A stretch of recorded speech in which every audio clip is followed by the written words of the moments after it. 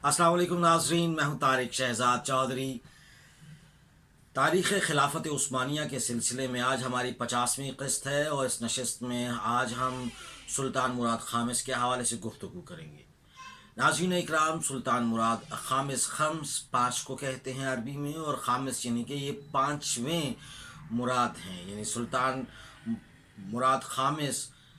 जो तारीख़ सल्तनत उस्मानिया में जो मुराद आए हैं उसमें से ये आखिरी मुराद हैं।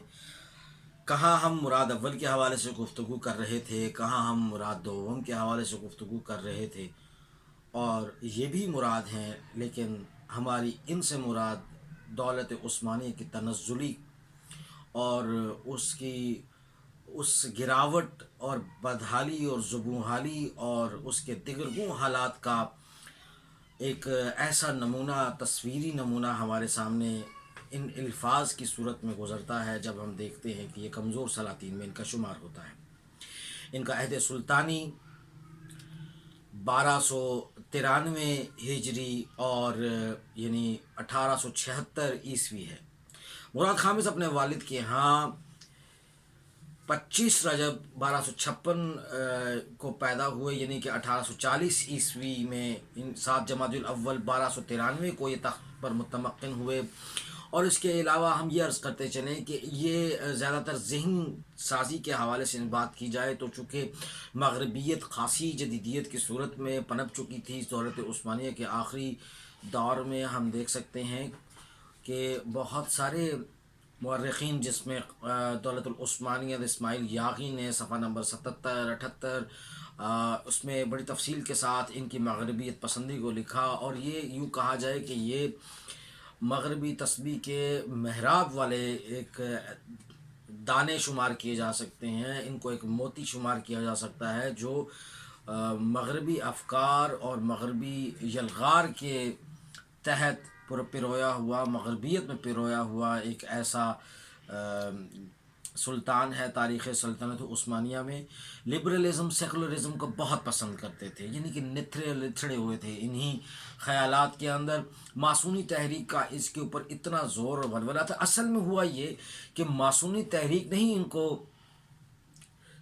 खिलाफत उस्मानिया का बादशाह बनवाया, और ये सुल्तानी और ये हुक्मरानी उन्हीं के मरहून मिन्नत थी। उसके बाद जो आगे बढ़े तो हालत ये थी कि आधी रात को इनको खबर हुई कि इनके वालिद जो हैं अब्दुल अज़ीज़, उन्हें माज़ूल कर दिया गया, जिन्हें बाद में कत्ल कर दिया गया था। फिर इन्हें उस वक्त तक यकीन नहीं था, लेकिन बाद में जब इन्हें हसन जरकसी के हवाले से मालूम हुआ, जो बहुत बड़े वज़ीर थे सल्तनत उस्मानिया के इस दौर के, उनके बारे में मालूम हुआ कि उन्हें भी कत्ल कर दिया गया है, तो फिर इन्हें एक असाबी मर्ज़ हुआ। ये बददिमागी का शिकार हुए और मिदहत पाशा ने नए दस्तूर का जो ऐलान, जो पहले अब्दुल अज़ीज़ के दौर में जिसको उन्होंने कोशिश की थी उसको रोकने की, वो उन्होंने अब बाकायदा उसका प्रचार शुरू कर दिया और उसे नाफिजुल अमल कर दिया। इससे एक ऐसा एक सिलसिला वक़ाए का, हालात का, वाक़यात का शुरू हुआ जिससे यानी सुल्तान जो है वो आसाबी मर्ज़ में था, बददिमागी थी उसको, और उससे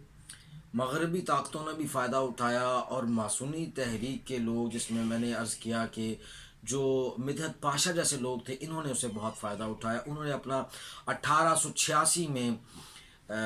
शेखुल इस्लाम फ़कीर हसन खैरुल्लाह से फतवा तलब किया और इन्हें बाकायदा तख्त से हटा दिया गया, माज़ूल कर दिया गया। इसके बाद के जो हालात हैं वो भी मौर्रिख़ीन ने बड़ी फसाहत के साथ लिखे हैं। तारीख़ दौलतुल उस्मानिया ने अली हुसून ने सफ़ा नंबर 209 पे बड़ी तफसील के साथ इनके वो जो आखिरी वक्त है उसके हवाले से लिखा। फिर दीवानापन तो आहिस्ता आहिस्ता इनका वो चला गया, लेकिन बाकी ज़िंदगी इन्होंने क़स्र चिरागा में गुजारी और 64 साल की उम्र में वफ़ात पाई।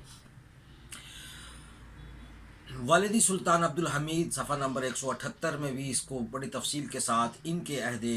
सल्तनत जो है और सुल्तानी है, सुल्तान मुराद ख़ामिस यानी पाँचवें मुराद जो हैं, उनके हवाले से उन्होंने लिखा है। दसातीर जो मुख्तलिफ आते रहे, और ख़ास तौर पर ये जो मासूनी तहरीक थी, इसने मुसलमानों के अंदर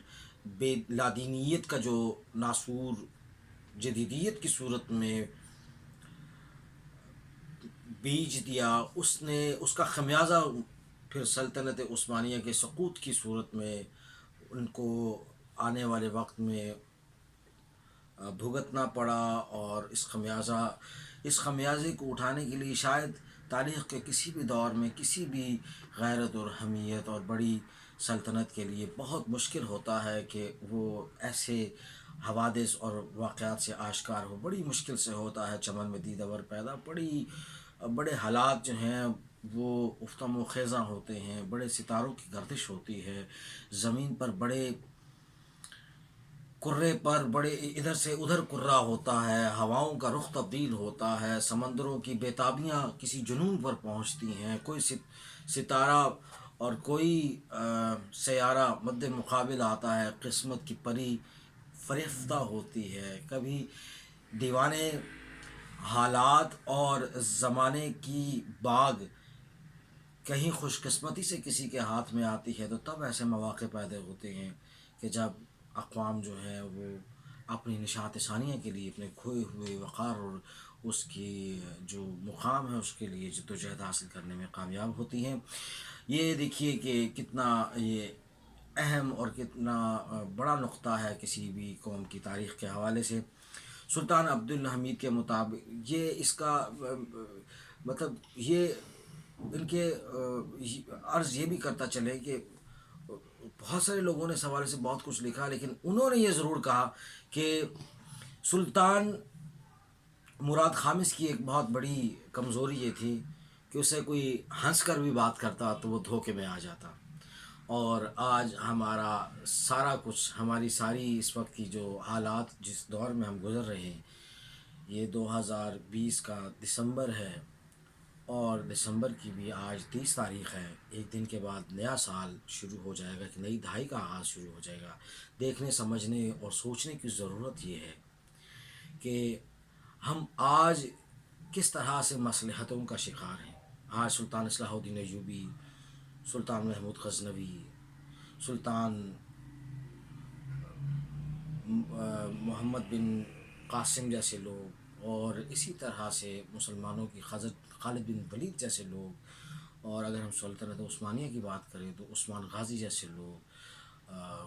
ارطغرل غازی جیسے لوگ، اور پھر اور خان اور سلیمان جیسے لوگ، سلطان محمد فاتح جیسے لوگ، اور ان کی روحیں، سلطان شہاب الدین غوری جیسے لوگ، ان کی روحیں یہ آج ہمیں کس طرح سے کروٹیں بدل بدل کر دیکھ رہی ہوں گی، اور کس طرح ہماری اس دیگر گونیت پر وہ پریشان ہوں گے، اور کتنے اس محلال کا شکار ہوں گے۔ ناظرین اکرام، اب ہم اپنی 91ویں قسط جو ہوگی اس نشست میں ہم مزید آخری سلطان کے حوالے سے گفتگو کرتے ہوئے